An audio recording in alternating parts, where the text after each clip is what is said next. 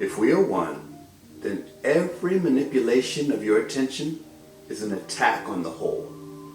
Every frequency you embody is shared by the field. And your stillness is not just personal peace. It is a contribution to the coherence of everything. In recent episodes, we've been mapping the outer and inner architecture that keeps us distracted, reactive, and forgetful of our divine nature. The mimic code, the archontic frequencies, the systems designed to extract attention, time, and life force. But this is not a new war. Every generation has faced its own version of frequency manipulation. The symbols change, but the target is always the same: your inner field, your spiritual sovereignty, and your personal frequency in the collective field. Today, we look at how the timeless traditions understood this battle and what they left us as tools to reclaim our frequency. This is part one of a two-part series called The Frequency of Mastery. So please join me on this important contextual journey as we lift the veil of what has been hiding in plain sight for far too long. Hi, I'm Daryl T. Johnson, a musician, a teacher, and a QHHT hypnosis practitioner. Welcome to episode 45 of If We Are One.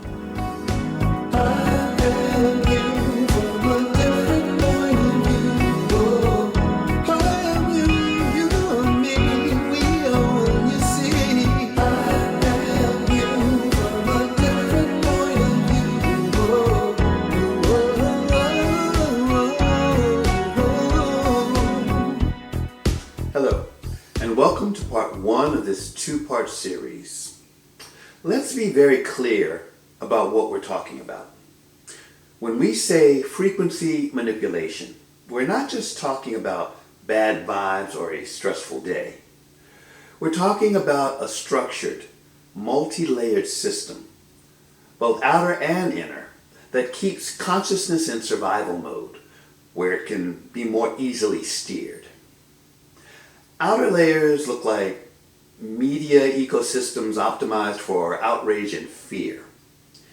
Economic systems that run on scarcity and debt.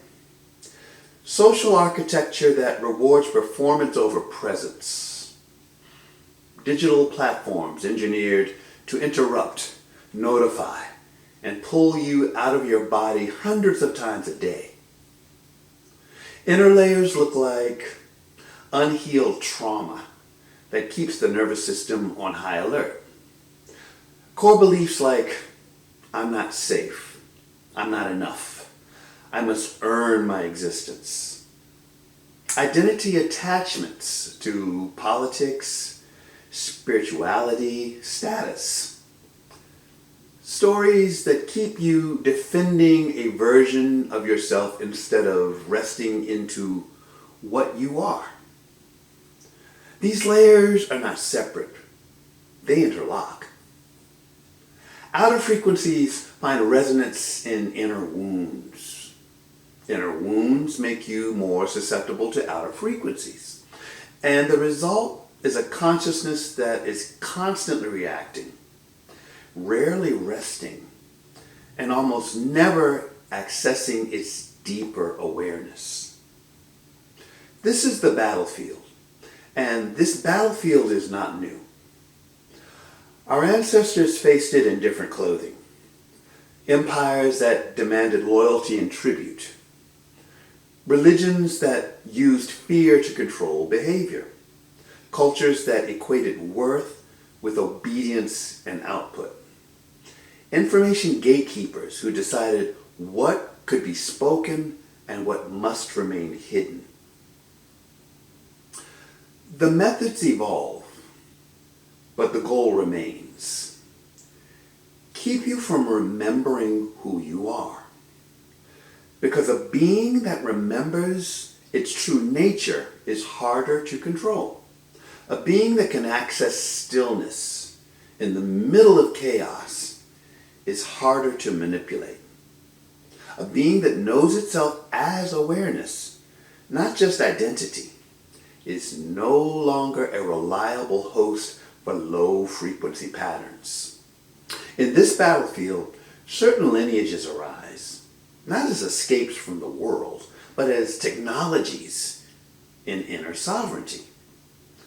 Let's start with Zen. On the surface, Zen looks simple. Sit, breathe, watch the mind. But underneath, it is a direct counter to any system that tries to own your attention. Zen's core teaching is actually quite radical. Original mind is already free. You are not becoming enlightened. You are remembering what has always been true. In a world that says you must achieve, accumulate, improve, Zen says, sit, do nothing special. Zazen, just sitting, is not a means to an end. It is the expression of what you already are. In the context of our frequency war, this is not a small thing. In a culture that profits from your constant motion, sitting and doing nothing is a rebellious act. It removes you, even briefly, from the field of manipulation. It tells your nervous system, you do not have to earn your existence. You are already whole. Zen also uses koans, those strange, paradoxical questions like, what is the sound of one hand clapping? These are not riddles to solve intellectually. They are designed to break the conceptual mind's loops.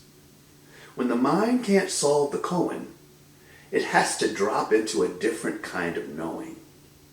That shift from conceptual to direct is exactly what low-frequency systems do not want.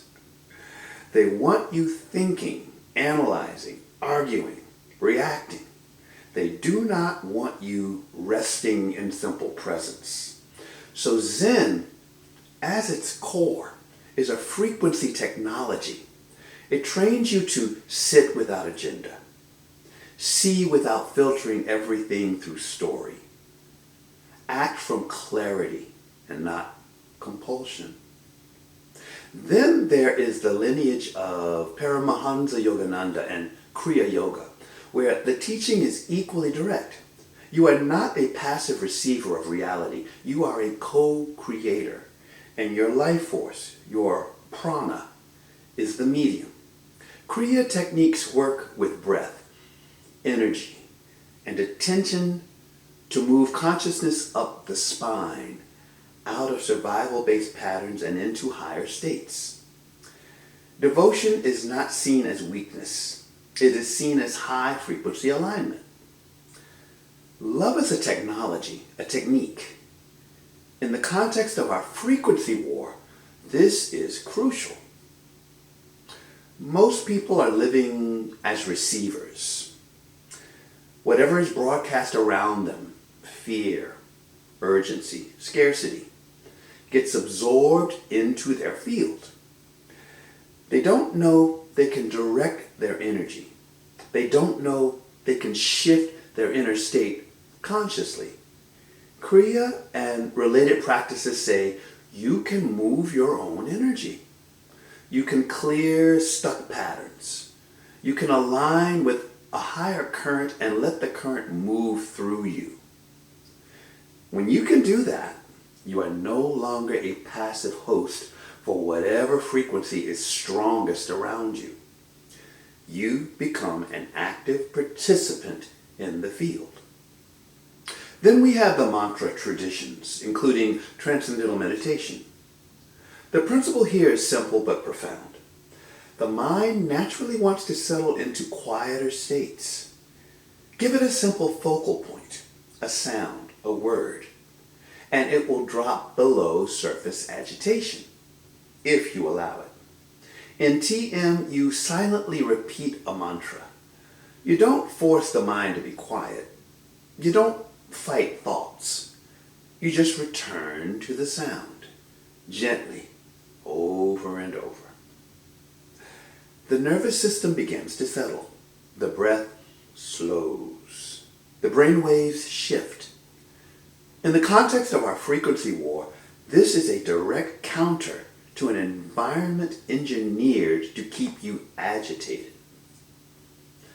When your nervous system is chronically activated by notifications, news, deadlines, conflict, you live in a high beta survival-oriented state. In that state, you are more reactive, more fearful, more easily manipulated. A settled nervous system is a form of resistance. It doesn't mean you ignore the world. It means you meet it from a different ground. And then there are things like conscious cooking and everyday rituals, sanctifying the mundane, the quieter, often overlooked lineage, the sacredness of daily life. In Zen monasteries, the person who cooks, the tenzo, is not a lowly worker. They are a key practitioner. The kitchen is a temple. The meal is a transmission.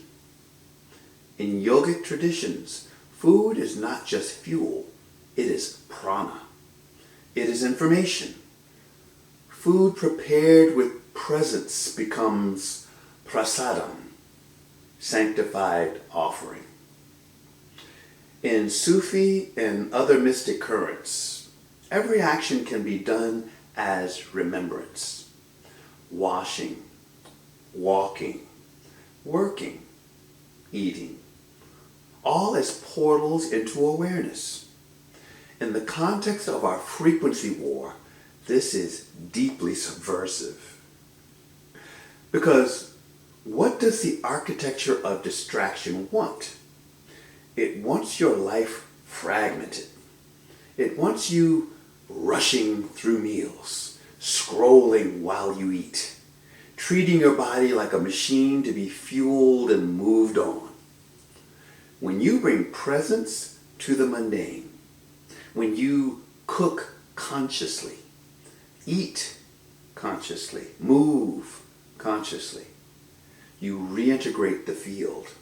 You say, even this is sacred. Even this is part of my practice. These traditions didn't arise in a vacuum. They arose in worlds that, in their own way, were trying to keep consciousness small.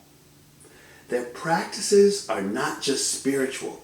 They are strategic.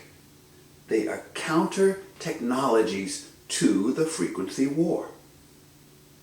Now, here's the part that matters for you personally. Outer manipulation only works because it finds resonance inside. Now think about that.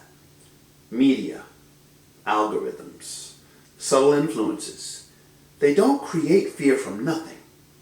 They amplify what's already there. If your baseline is, I'm safe, I'm held, I'm enough, then a fear-based headline might register, but it won't hijack you. It will pass through. But if your baseline is, I'm not safe, I'm not enough, something bad is about to happen, then that same headline locks on like a key in a lock. This is the inner battlefield. The entry points for outer manipulation are unhealed trauma that keeps the nervous system in survival, core shame and unworthiness that makes you seek external validation, chronic fear and scarcity beliefs that keep you in contraction, identity attachments to being right, to being spiritual, to being the good one, the victim, the hero, that keeps you defending a story instead of resting in presence. These are the hooks. Outer frequencies don't need to force you. They just need to play to those hooks. This is why inner work is not optional if you want to be free. It's not enough to know the truth conceptually. You have to reduce the hooks that outer manipulation can grab onto. And you do that not by fighting darkness, but by strengthening light.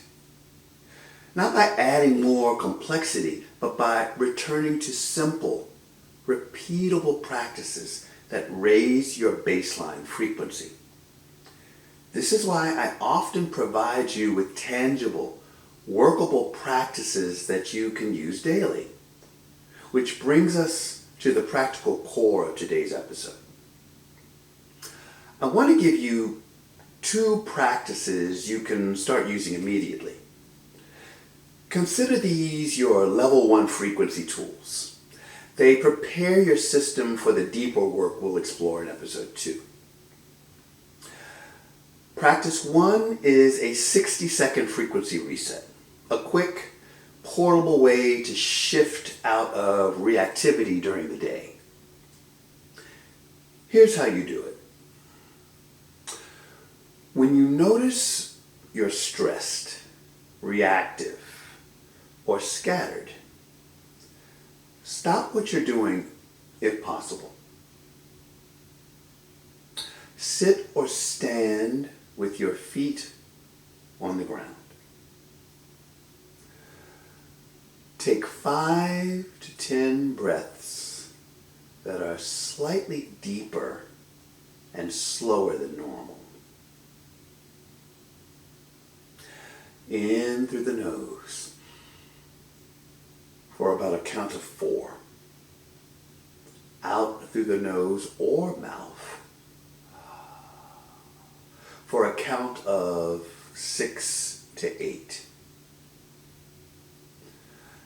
As you breathe, silently say, with the in-breath, I am. With the out-breath, here. After 60 seconds, pause and notice. What's different in your body?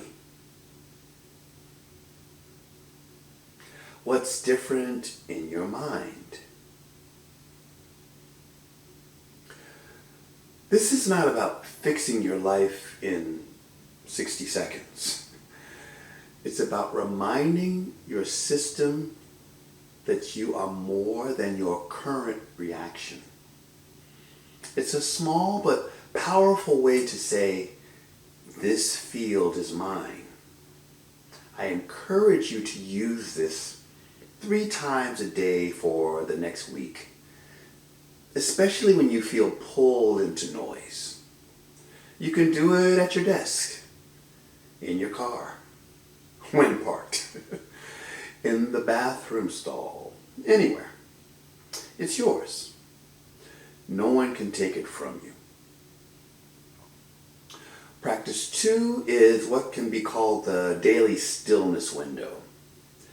It is designed to train the nervous system that stillness is safe and create a daily frequency sanctuary. Here's how it works. Choose a consistent time each day, morning, midday, or evening. Set a timer for about 5 minutes to start. You can grow to 10 to 15 minutes over time. Sit comfortably. No special posture is needed. Let your eyes close or soften. Do nothing special. No mantra, no visualization, no correct breathing.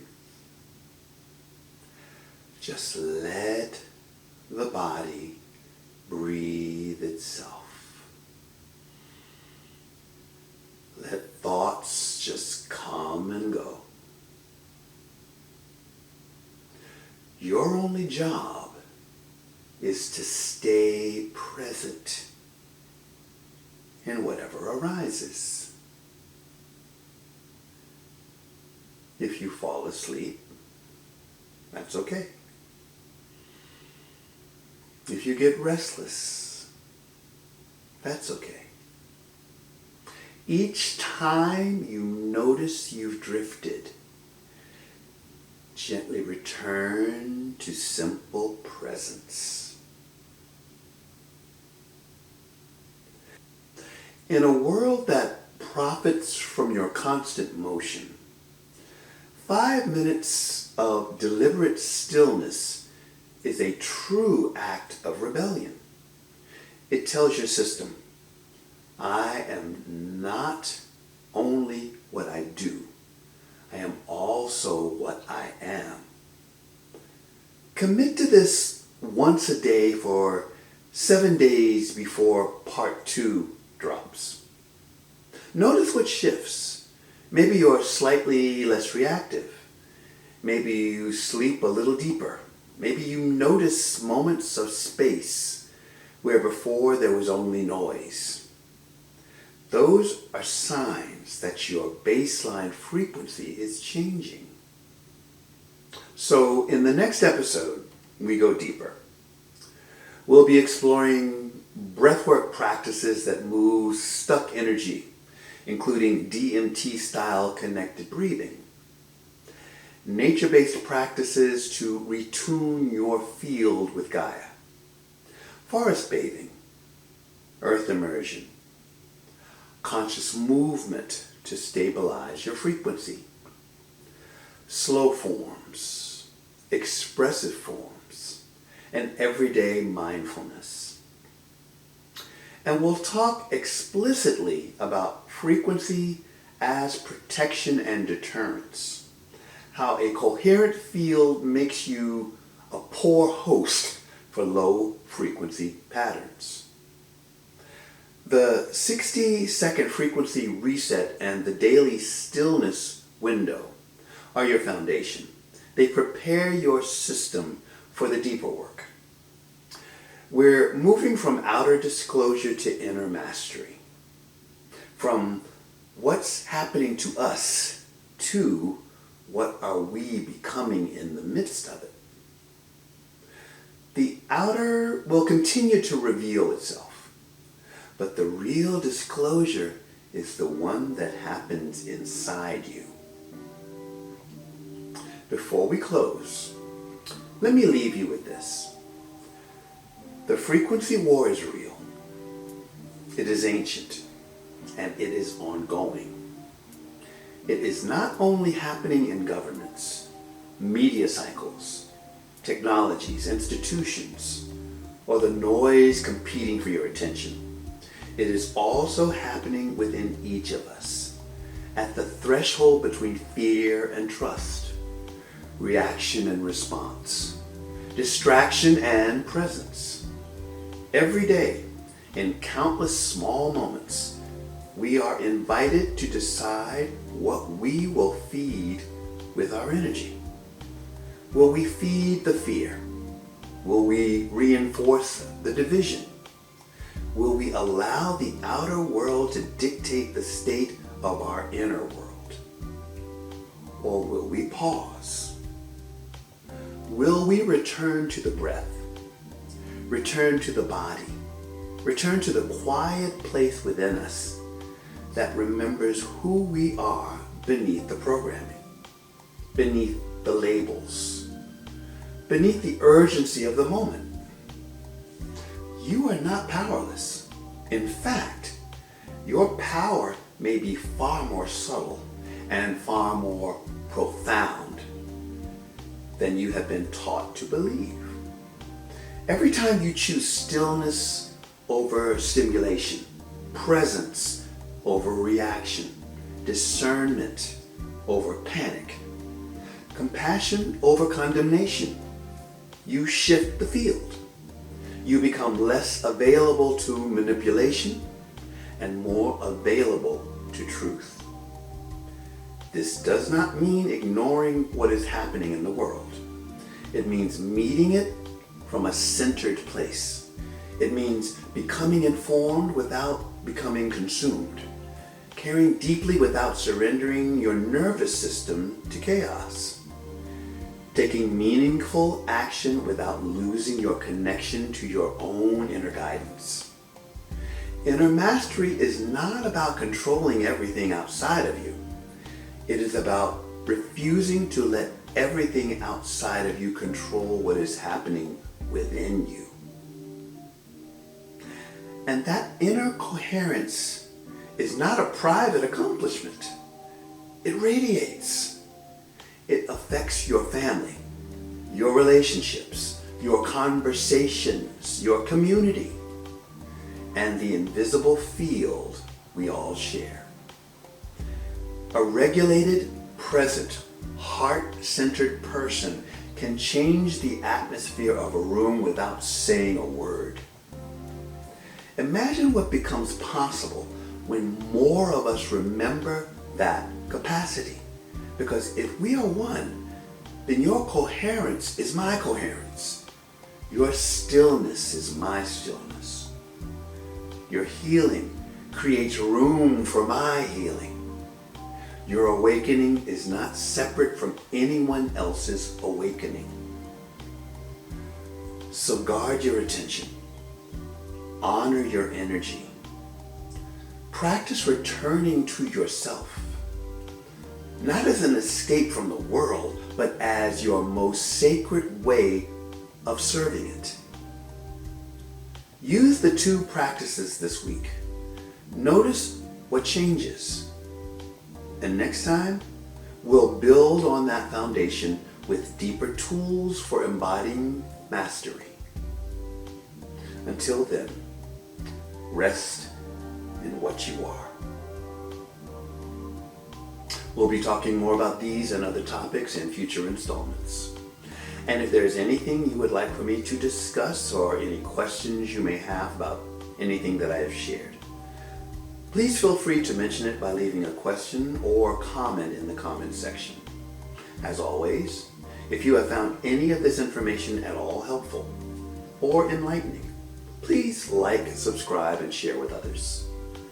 I truly appreciate those of you who are letting others know about this podcast, and I continue to be excited at the growing number of souls awakening worldwide to this ongoing movement of remembrance to a oneness consciousness.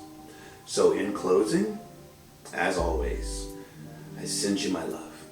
And if we are one, let's all live in peace, love, and joy.